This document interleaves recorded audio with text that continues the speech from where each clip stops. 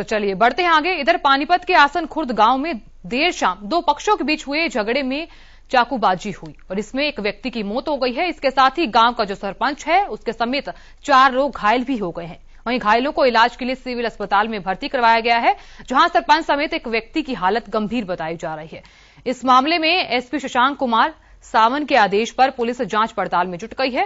बताया जा रहा है कि सरपंच पर हमले को लेकर ही वारदात को अंजाम दिया गया, क्योंकि दूसरा पक्ष नहीं चाहता था कि वीर सिंह दोबारा सरपंच बने। फिलहाल पुलिस पूरे मामले की जांच में जुट गई है।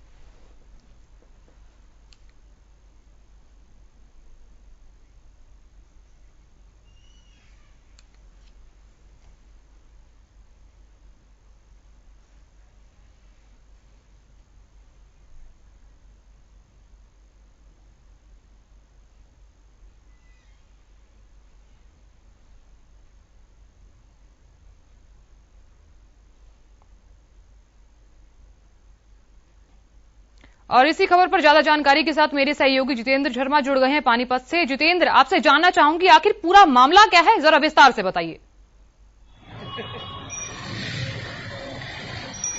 देखिए साधना, मैं सबसे पहले बता दूं आपको कि अगर कल की बुधवार की मैं बात करूं तो देखिए वेस्ट कारोबारी था जो मोटरसाइकिल से आ रहा था, उसको 2 अज्ञात लोगों ने गोली मार दी।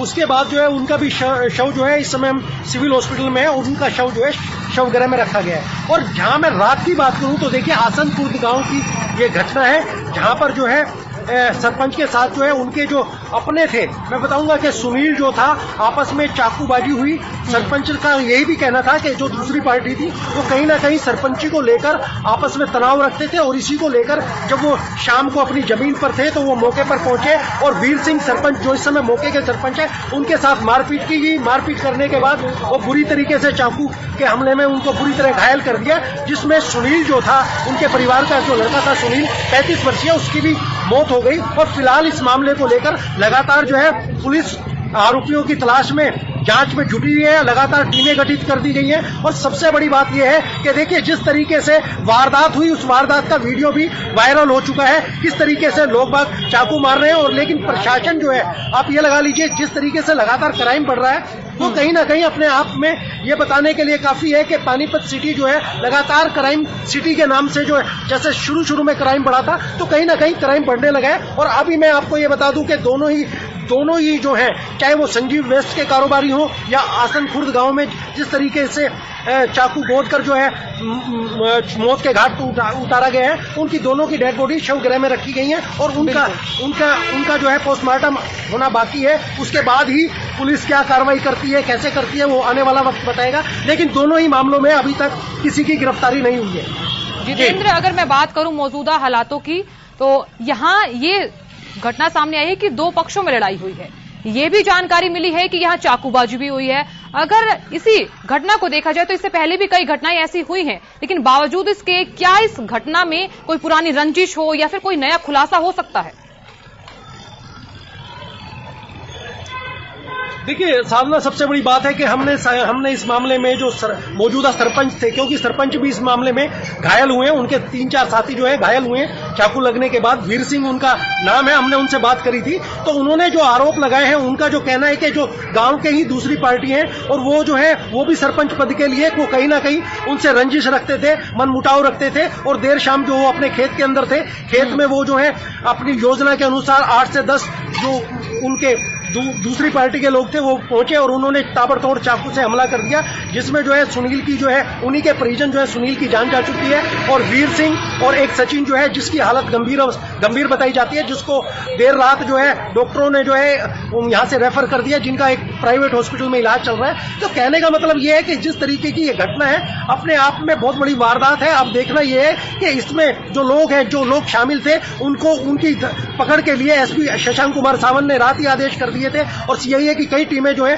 जांच कर रही हैं। अब देखना यह है वो किस समय पकड़े जाते हैं, इस मामले में क्या कार्रवाई होती है। दूसरी तरफ मैंने आपको एक और चीज बताई थी कि बुधवार दिन के अंदर वेस्ट कारोबारी संजीव को भी गोली मारकर उनकी भी हत्या कर दी गई थी। उस मामले में भी जो आरोपी हैं वो भी वांछित हैं, वो पकड़े नहीं गए हैं। तो अब देखना यह है कि पुलिस किस तरीके से इन दोनों मामलों को ट्रेस करती है और दोनों मामलों में क्या नया निकल के आता है। जी जितेंद्र, अगर मैं बात करूं मौजूदा हालातों की, आपने अभी बताया कि यहां इस मामले में कार्रवाई की जा सकती है।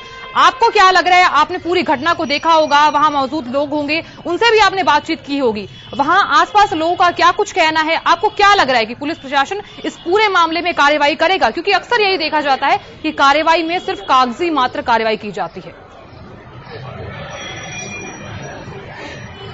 देखिए साधना, अगर मैं आसन खुर्द गांव की बात करें तो हम रात से ही जो है इस केस को देख रहे हैं, किस तरीके से जिस गांव में किस तरीके से वीडियो वायरल होता है, किस तरीके से चाकू से जो है हमला किया जाता है, किस तरीके से घायल किए जाते हैं, घायलों को फिर लेके आना, और दूसरी तरफ जो है वेस्ट कारोबारी के संजीव जो है उनको गोली मार देना। तो कहीं ना कहीं जिस तरीके से लगातार क्राइम जो है पानीपत में पनप रहा है, वो अपने आप में कहीं ना कहीं चिंता का विषय हो सकता है। और दूसरी बात है, जिस तरीके के ये आसन खुर्द गांव में जो घटना घटी है, क्योंकि इसके अंदर खुद सरपंच का कहना है कि जो दूसरी पार्टी है जिसने उन पर हमला करा, वो कहीं ना कहीं सरपंची उम्मीदवार को लेकर जो है लगातार प्रयास कर रहे थे। और वीर सिंह जो इस समय मौजूदा सरपंच है, इस समय जो घायल है, उनका कहना था कि मैंने भी तैयारी कर रखी थी। तो कहीं ना कहीं सरपंची को लेकर आपसी रंजिश का मामला है, लेकिन जिसमें जिस तरीके से इस वारदात को अंजाम दिया गया, वो कहीं ना कहीं परिवार को लेकर मैं ये कहूंगा कि जो संजीव है लड़का,